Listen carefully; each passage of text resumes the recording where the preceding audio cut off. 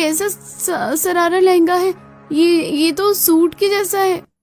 अरे ये मेरी बेटी ने अलग तरीके का डिजाइन बनाया है। आंटी मेरे माथे पर कुछ लिखा है क्या? पहली बात तो मैंने सरारा लहंगा कहा था, ये सूट है। ऊपर से एक तरफ से छोटा और एक तरफ से बड़ा है। मैं एक तरफ से 2 इंच कम और एक तरफ से 2 इंच ज्यादा हूँ क्या? ये आपकी बस की बात नहीं है। मैं सेजल दीदी के पास जा रही हूँ। इतना कहकर सुनीता सेजल की दर्जी दुकान पर आती है। सेजल दीदी देखिए ना, आपकी पड़ोसन ने इस सूट को छोटा बड़ा कर दिया है, इसका कुछ हो सकता है क्या? अरे बस इतनी सी बात, रुको मेरे पास एक डिजाइन है, मैं कोशिश करती हूँ। मैं क्या सोच रही हूँ, एक जिस तरफ से बड़ा है उसे काट कर बराबर कर देती हूँ और दूसरी रंग के कपड़े से दोनों साइड मैच कर दूंगी। और तुम्हें लहंगा चाहिए ना, तो इसे बीच में से काट कर जोड़ दूंगी तो लहंगा बन जाएगा। इतना कहकर सेजल शरारा सूट को बीच में से काटती है और दोनों तरफ से जोड़कर लहंगा बना देती है और नीचे की तरफ लाल रंग की चौड़ी बॉर्डर लगा देती है, जिससे सूट एक खूबसूरत शरारा लहंगा बन जाता है। क्या डिजाइन बनाया है दीदी, वाह! कितने पैसे दूं? अरे जाओ, इस छोटी सी चीज के क्या पैसे लो। सेजल दीदी लव यू, आज से आपको छोड़कर कहीं नहीं जाऊंगी। वहीं दूसरी तरफ अश्विनी कनिका के साथ बाहर खड़ी सब देख रही होती है। एक क्लाइंट तेरे पास आता नहीं है, मैं लेकर आई तो उसे भी तूने भगा दिया, बेइज्जती अलग करवाई। अगर ये गरीब दर्जी यहाँ नहीं होती तो माँ से मुझे इतनी डांट नहीं पड़ती और ना ही मेरे क्लाइंट्स इस तरह खराब होते। इसे तो एक दिन अच्छा सबक सिखाऊंगी। ऐसे कुछ दिन बीतते हैं। एक दिन हेमंत और प्रियंका कनिका की वर्कशॉप पर आते हैं। Welcome sir. Welcome ma'am. आप लोगों को कैसे डिजाइन चाहिए, क्या करवाना है? हम दोनों हस्बैंड वाइफ 10 डेज के ट्रिप पर जा रहे हैं, अलग अलग जगह घूमने वाले हैं, तो मुझे हर दिन के लिए अलग अलग डिजाइनर कपड़े चाहिए होंगे। और मुझे भी अपने हर दिन के लिए अलग अलग डिजाइन के कपड़े चाहिए होंगे। देखिए सर, आपके लिए डिजाइन शर्ट और शर्ट पैंट्स सब मैं तैयार कर दूंगी, लेकिन मैम के लिए मैं कपड़े तैयार नहीं कर सकती। मैं बहुत बिजी हूँ, मेरे पास इतना टाइम नहीं है कि मैं 2 टेलर के पास जाऊँ। कोई बात नहीं, हम कहीं और चले जाते हैं। तभी अश्विनी वर्कशॉप में आती है। कहाँ जा रहे हैं आप लोग?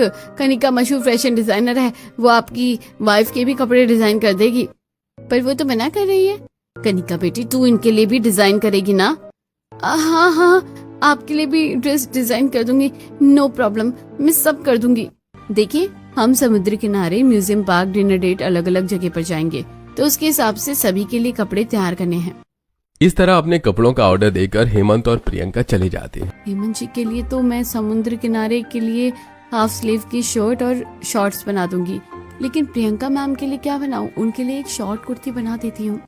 इसी तरह कनिका हेमंत के लिए हाफ स्लीव्स की प्रिंटेड शर्ट, फुल स्लीव्स की टेक्सचर शर्ट, डिनर के लिए व्हाइट टेक्सचर शर्ट और ग्रे शर्ट्स डिजाइन करती है। वहीं प्रियंका के लिए लेस वाली short kurti, floral print gown, off shoulder dress और लॉन्ग स्कर्ट डिजाइन करती है। हेमंत और प्रियंका कपड़े लेकर ट्रिप पर चले जाते हैं और 10 दिनों बाद वापस आते हैं। Welcome back. कैसी रही आप लोगों की ट्रिप? कनिका जी, वेरी डिसअपॉइंटिंग। आपने मेरे कपड़े तो बहुत अच्छे बनाए थे, नो डाउट आपकी शर्ट और शॉर्ट्स सभी कंफर्टेबल थे, पर आपको मेरे कपड़ों से क्या दुश्मनी थी? बीच पर पहनने के लिए आपने मेरे लिए लेस वाली कुर्ती बनाई, पानी में डूबते ही वो मेरे बदन से चिपक गई। आप सोचिए मैं ऐसे ट्रांसपेरेंट कपड़े पहनकर बीच में कैसे नहाती, और वो फ्लोरल प्रिंटेड गाउन बहुत बार मेरी कमर से सरक रहा था। और जो ऑफ शोल्डर ड्रेस आपने बनाई थी वो इतनी ऑफ शोल्डर थी कि वो लॉन्ग स्कर्ट तो ऐसी की जैसे स्कूल स्टूडेंट की स्कर्ट हो। आई एम सॉरी मैम, मुझे आइडिया नहीं था कि इस तरह की प्रॉब्लम हो सकती है। अब आपकी माफी मांगने का क्या फायदा? हमारी पूरी ट्रिप खराब हो गई है। इनके कपड़े अच्छे होने के बावजूद भी हम एंजॉय नहीं कर पाए, और मेरे डिजाइनर कपड़े तो माशाल्लाह। अरे ऐसे हल्ला मत कीजिए आप लोग, मुझे सभी के काम पता है। शादियों का सीजन है, सभी के लिए मैं कपड़ा सिलूंगी। एक एक करके बताइए प्लीज। बेटी पहले मेरा सुनो, मेरी बेटी की शादी है, उसके लिए एक सुंदर सा लहंगा तुम्हें सिलना है, समझ गई ना? और जल्दी से जल्दी सिल के दो। ऐसे चल बेटी, अब सुन, मेरी छोटी बेटी मेरी बड़ी बेटी के ससुराल जा रही है, उसके लिए 5 अच्छे सूट सलवार सिल देना। दीदी मेरे लिए शादियों के फंक्शन के लिए 3 जोड़ी कपड़े सिलकर तैयार कर दीजिएगा। आप लोग चिंता मत कीजिए, आप सभी के कपड़े 1 हफ्ते में तैयार हो जाएंगे। इतना कहकर सभी औरतें एडवांस पैसे देकर चली जाती हैं और सेजल बड़ा सा बैग लेकर साइकिल पर बैठकर कपड़ों के बाजार जाती है और एक बड़े बाजार में थोक विक्रेता की दुकान पर पहुंचती है। अरे सेजल बेटी, तू शादियों का सीजन है और तेरे दर्शन ना हो ऐसा हो ही नहीं सकता। बता क्या चाहिए? अंकल मुझे H1 की नेट के कपड़े, हर रंग के मोती, हर रंग के धागे और जो भी सामान मैं लेती हूँ वो सब दे दीजिए। ठीक है बेटी, लगता है इस बार भी तुझे शादियों का बड़ा ऑर्डर मिला है। बस अंकल आपका आशीर्वाद है। इस तरह सेजल सभी तरह के फैब्रिक, लेस, मोतियों और धागों की खरीद करके अपनी दुकान वापस आती है और कपड़े डिजाइन करने बैठ जाती है। सबसे पहले दुल्हन के कपड़े तैयार कर देती हूँ। पीछे से बुनीली चुनरी लगा दूंगी और सामने हाथों से कढ़ाई किया लहंगा बनाऊंगी। ऊपर नेट स्लीव लगाकर ग्लास मोतियों से डिजाइन करूंगी। इतना कहकर सेजल लाल जोड़े पर हाथों से कढ़ाई करने लगती है। लहंगा के ऊपर के हिस्से में चमकते मोतियों का काम करती है और नेट की स्लीव लगाती है, जिससे एक बहुत ही सुंदर और यूनिक लहंगा तैयार होता है। वाह बेटी, क्या लहंगा सिला है तूने। इस तरह का लहंगा मैंने अपनी पूरी जिंदगी में नहीं देखा। फिर सेजल चाइनीज कॉलर वाले सलवार सूट तैयार करती है और उनमें अलग अलग फूलों की डिजाइन बनाती है और कोमल के लिए पीले रंग की गाउन और हरे रंग का शरारा सूट तैयार करती है। वहीं दूसरी तरफ कनिका के वर्कशॉप के बाहर कुछ लड़के आए होते हैं। ए लड़को, तुम लोगों को मैं अक्सर यहाँ देखती हूँ, तुम यहाँ क्या करने आते हो? आंटी, हम सब कनिका से अपने कपड़े डिजाइन करवाने आए हैं। अरे तुम लोग आ गए, आओ चलो वर्कशॉप में। इतना कहकर कनिका लड़कों को लेकर अपने वर्कशॉप के अंदर चली जाती है। तभी अश्विनी सब्जियां लेकर आते हुए पड़ोसनों की बातें सुनती है। कैसी बेशरम लड़की है ये। इन लड़कों को कोई दर्जी नहीं मिलता क्या जो इसके पास आते हैं? और ये भी कितनी बेशरम है, इतने सारे लड़कों को लेकर अंदर चली जाती है। न जाने क्या करती होगी। ओ कांति शांति, यहाँ खड़ी होकर क्या बातें कर रही हो? क्या करती है मतलब? लड़कों के कपड़े सिलती है? अरे शांति बहन, लड़कों के कपड़े सिलना तो बस बहाना है, असल में वो लड़के इसे ताड़ने आते हैं। इसका मतलब डबल कैरेक्टर है। अरे बिल्कुल, बड़ी बेशरम और डबल कैरेक्टर है, न जाने किसके पल्ले पड़ेगी। ऐसे ही एक हफ्ता बीत जाता है और सेजल के पास औरतें अपने कपड़े लेने आती हैं। सेजल बेटी, तूने मेरी बेटी की शादी का लहंगा तैयार किया कि नहीं? ये देखिए आंटी, सामने रखा है। वाह बेटी, क्या लहंगा है। तेरे हाथों की कढ़ाई का तो जवाब नहीं। तू रंग बिरंगे धागों से जो डिजाइन बनाती है बहुत अच्छे लगते हैं। और मेरी बेटी के लिए जो सूट सलवार तैयार किए हैं, ये देखिए, ये चाइनीज कलर वाले सूट सलवार हैं। एक में पीछे चेन है, एक में डोरी है, एक में बटन, एक में हुक है और चारों की नीचे की डिजाइन अलग है। दीदी, मैंने जो कपड़े कहे थे वो रहे तुम्हारे हल्दी और मेहंदी के कपड़े। वाह दीदी, ये पीले रंग का गाउन कितना सुंदर है। अरे बस बस, अब तुम लोग मेरी बेटी के हुनर पर नजर मत लगाओ। अपने अपने कपड़े लो और जाओ यहाँ से। सभी अपने अपने कपड़े लेते हैं और सेजल को पैसे देकर चले जाते हैं। वाह बेटी, अभी तो शादियों का आधा ही सीजन शुरू हुआ है और तूने इतने सारे ऑर्डर पूरे कर दिए। मम्मी, इतनी तेज गर्मी है, मैं सोच रही हूँ आपकी और दादी के लिए कूलर ले लेती हूँ। इस बार हमारे खर्चे से ज्यादा पैसे हो गए हैं। बेटी, ये सारे तेरे हुनर के पैसे हैं, तुझे जो करना है कर। ऐसे ही दिन बीतता है। अगले दिन सेजल एक कूलर खरीद कर लेकर आती है और ये सब अश्विनी और कनिका बालकनी में खड़ी होकर देख रही होती हैं। वो देख, अभी शादियों का आधा ही सीजन बीता है और उसने अपने घर में कूलर भी ले लिया है। पिछले साल ब्राइडल लहंगे बनाकर कलर टीवी भी ले आई थी और तू यहाँ सिर्फ लड़कों के लिए शर्ट बनाती रहती है। बुद्धू, इससे अच्छा तो इसी सीजन में तेरी शादी करवा देती हूँ, कम से कम हमारी बेइज्जती तो नहीं होगी। इन्हें अपने बॉयफ्रेंड के बारे में बता देती हूँ, कम से कम मेरी शादी हो जाएगी तो इनके ताने नहीं सुनने पड़ेंगे और इस गरीब दर्जी से भी छुटकारा मिल जाएगा। इसी वजह से मुझे इतनी डांट सुननी पड़ती है। इतना कहकर कनिका अश्विनी के साथ हॉल में आती है और पूरे परिवार के सामने खड़ी होती है। माँ, तुम मेरी शादी करवाना चाहती हो ना? क्या हुआ कनिका बेटी, तूने हमें यहाँ क्यों बुलाया? मुझे आप लोगों को कुछ बताना है। हाँ हाँ कनिका बेटी, बोलना। पापा, दादी, मम्मी मेरी शादी करवाना चाहती है और मुझे एक लड़का बहुत पसंद है। उसका नाम नीरज है और वो बहुत अच्छे घर का है। क्या बेटी, तुझे लड़का पसंद है और तूने अब तक हमें बताया भी नहीं? अच्छा, तो सारा ध्यान इसी में था। अपनी माँ की बेइज्जती के बदले का क्या? चुप कर अश्वनी, यहाँ तेरी बेटी अपने जीवन के फैसले की बात कर रही है और तू बदले की बात कर रही है। अगर तुम्हें पसंद है तो उसे कहो क्या घर आकर रिश्ते की बात करे। सच में पापा, मैं कल ही उसे बुला लेती हूँ। इतना कहकर कनिका नीरज को फोन करती है और सारी बातें बता देती है। अगले दिन नीरज अपने परिवार के साथ कनिका के घर रिश्ता लेकर आता है। जी, हमें नीरज ने अपने रिश्ते के बारे में सब कुछ बता दिया है और आपकी बेटी का नाम भी डिजाइनरों में बहुत अच्छा है। हम तो शादी के लिए तैयार हैं। वैसे मैं तो अपनी बेटी की शादी किसी अमीर डिजाइनर से करवाना चाहती थी, पर इसने जब आपके बेटे को पसंद किया तो मैं मना नहीं कर सकती। हमारी तरफ से भी हाँ है। इस तरह शादी तय होती है और पूरा परिवार घर के बाहर निकलता है। तभी पास में सेजल की दुकान के बाहर भीड़ लगी होती है। उस दुकान के बाहर इतनी भीड़ किस बात की लगी है? चलो देखते हैं। इतना कहकर शकुंतला सभी को लेकर सेजल की दुकान के बाहर आती है और राघव सेजल को देखता है। ये लड़की कितनी सादगी में है और कितनी प्यारी और सुलझी हुई लग रही है। अरे ये तो एक दर्जी की दुकान है, यहाँ इतनी भीड़ किस बात की है? ये मेरी सेजल बेटी की दर्जी की दुकान है, यहाँ हमेशा ऐसे ही भीड़ लगी रहती है। ये मेरी बेटी के हुनर का कमाल है। ऐसा क्या खास हुनर है? सेजल गरीब दर्जी जरूर है, पर इसके हुनर की जितनी तारीफ करो कम है। ये जिस तरह के कपड़े डिजाइन करती है ना, उस तरह के कपड़े बड़े बड़े डिजाइनर भी नहीं कर पाते। मेरे पति के जाने के बाद मैंने सुई धागे से काम शुरू किया था, फिर धीरे धीरे सिलाई मशीन ली और तभी मेरी बेटी का हुनर सामने आया। आज घर में जो भी है, टीवी, कूलर, सब मेरी बेटी ने अपने हुनर से लिया है। माँ, मुझे सेजल बहुत पसंद आई। अगर आप चाहे तो हमारे बेटे राघव से आपकी बेटी की शादी हो सकती है। अपनी बेटी की शादी तो हमें भी करनी है, पर ऐसे अचानक। बेटी की शादी के रिश्ते अचानक नहीं होते, वो तो ऊपर से लिख कर आते हैं।